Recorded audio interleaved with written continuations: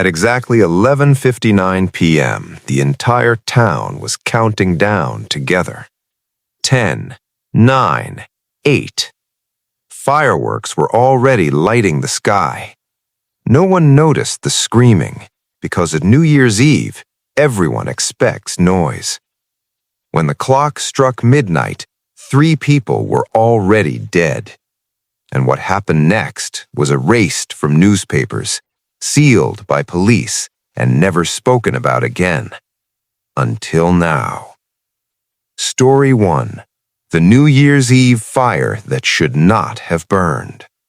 Boston, Massachusetts, December 31st, 1942. Boston had never felt colder. The winter of 1942 was brutal, even by New England standards. Snow had been piling up for weeks, and the harbor wind cut through coats like knives. Yet that night, despite the war raging overseas, people wanted to celebrate. It was New Year's Eve. For a few hours, Americans wanted to forget ration cards, telegrams from the War Department, and the constant fear that tomorrow might bring bad news from Europe or the Pacific. One place in particular promised warmth, music, and escape. The Coconut Grove nightclub. It was already famous, dangerously famous. Located on Piedmont Street, Coconut Grove was Boston's most popular nightclub, known for Hollywood-style glamour, artificial palm trees, and packed dance floors. Movie stars, sailors, socialites, and college students all squeezed into its dimly lit rooms. Officially, the club was licensed for 460 people. That night, historians estimate more than 1,000 were inside. But New Year's Eve always broke the rules. 11:10 p.m. Inside the Melody Lounge, located in the basement, sailors laughed loudly, already drunk.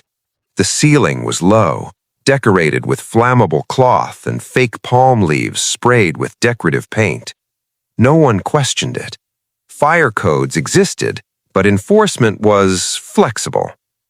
A Stanley Tomaszewski was moving between tables. A light bulb near a palm decoration had gone dark. Witnesses later said he struck a match to see better.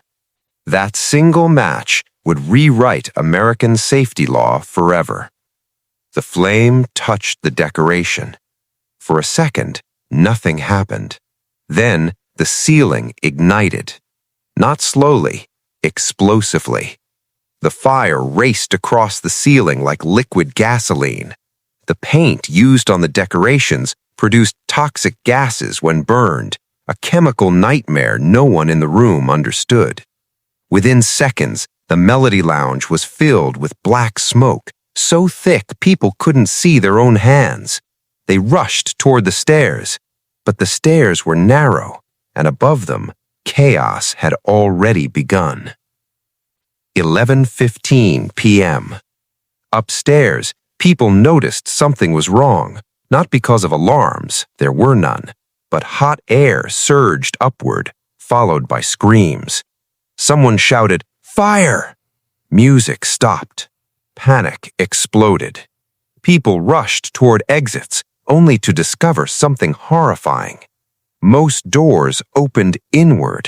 As bodies pressed forward, the doors could not be pulled open. At the main entrance, hundreds crushed against glass panels. They shattered, but fell inward, creating jagged traps. People tripped. Others fell on top of them.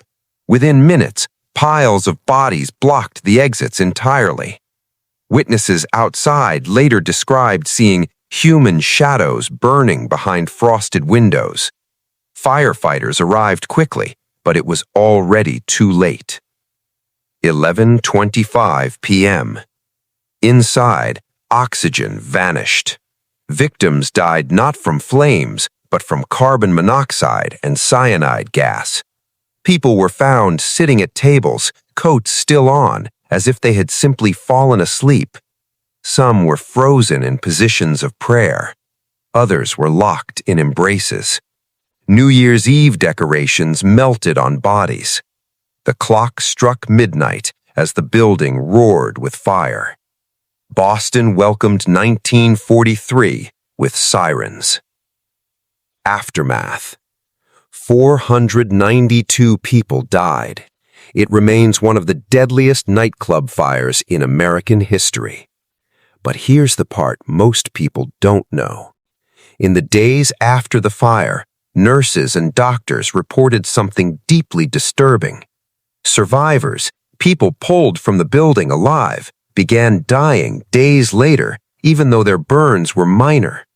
Doctors called it secondary shock. Victims would suddenly sit up in bed, gasp once, and die. Their lungs were destroyed by poison gas, but the damage took time to reveal itself. Families who thought they had survived New Year's Eve lost loved ones on January 3rd. Snow had been falling since morning.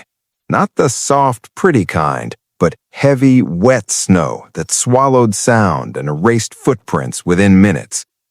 On New Year's Eve of 1976, the rural highways along the Illinois-Wisconsin border were nearly empty. Most people were indoors, gathered around televisions, waiting for midnight. But Daniel Mercer was driving.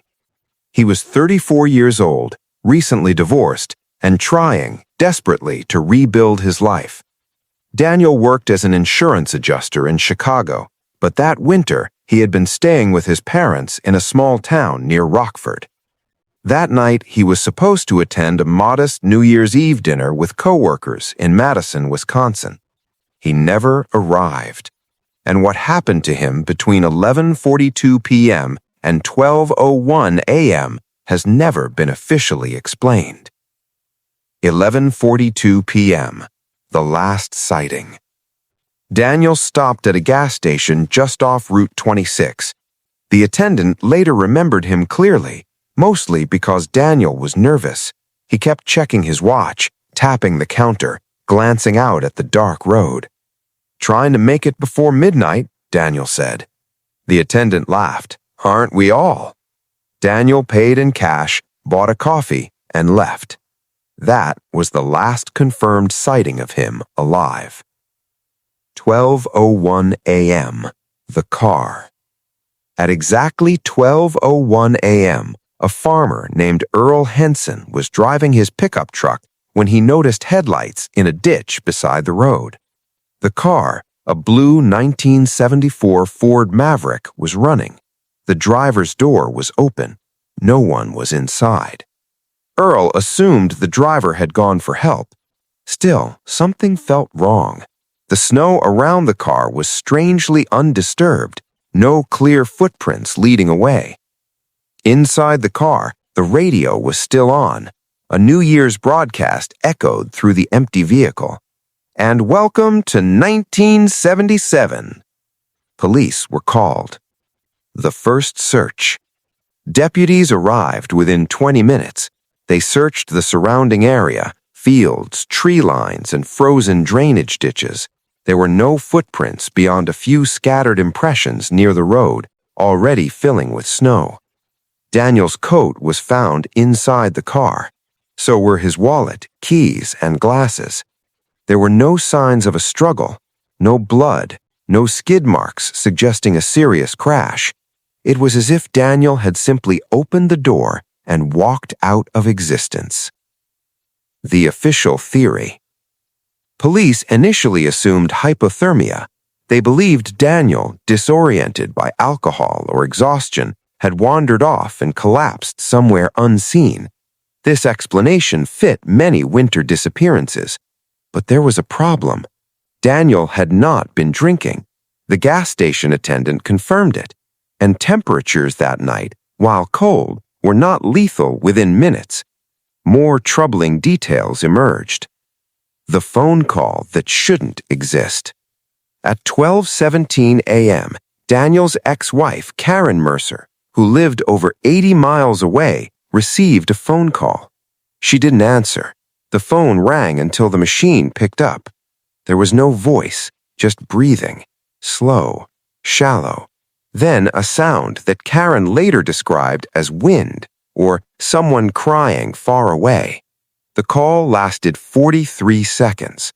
Police later confirmed the call originated from a payphone near the stretch of road where Daniel's car was found. But when officers examined the area, the payphone line was dead weeks earlier due to storm damage. No call should have been